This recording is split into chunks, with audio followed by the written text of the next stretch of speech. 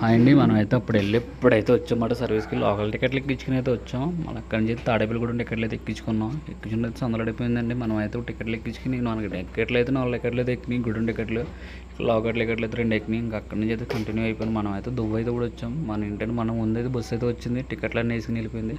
ఇంకేం చేస్తాం, మనకి తప్పదు, ఇంకా ఎలాగైనా తిరగాలి. మనకు డీజిల్ రేట్ అయితే విరిగిపోయింది. మనకు వచ్చేదేమో 200 వస్తుంది సర్వీస్. దాంట్లోనే 120 రూపాయలు డీజిల్కి పోద్ది. అయినా సరే తప్పదు కదండి, మన సర్వీస్కి అయితే వచ్చి. కిరాయిలు ఏంటంటే మొన్న వరకు కిరాయిలు ఉండే, ఇప్పుడైతే కిరాయిలు కూడా ఫోన్ చేయట్లేదు, ఏంటో తెలియట్లేదు.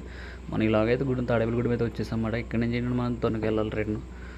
తొనగిల్లి టికెట్లు ఎక్కితే కూడా తెలియదు. లోకల్ టికెట్లు 2 టికెట్లు ఎక్కినాయి కాలువతలు. కానీ వాళ్ళని అయితే కిరాయికి అయితే మాట్లాడుకున్నాం 150 రూపాయలు. వాళ్ళని అయితే అక్కడ దింపేసి మనం అయితే మళ్ళీ లోనికి వచ్చాం. ఇప్పుడు ఏంటంటే ఇక్కడి నుంచి మనం వెళ్ళాలన్నమాట.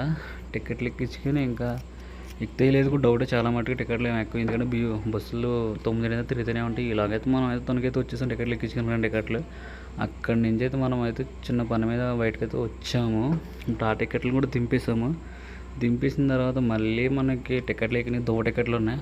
అయినా సరే దువ్వ టికెట్లు ఎక్కించుకుని మళ్ళీ అయితే దువ్వ అయితే వెళ్ళమాట.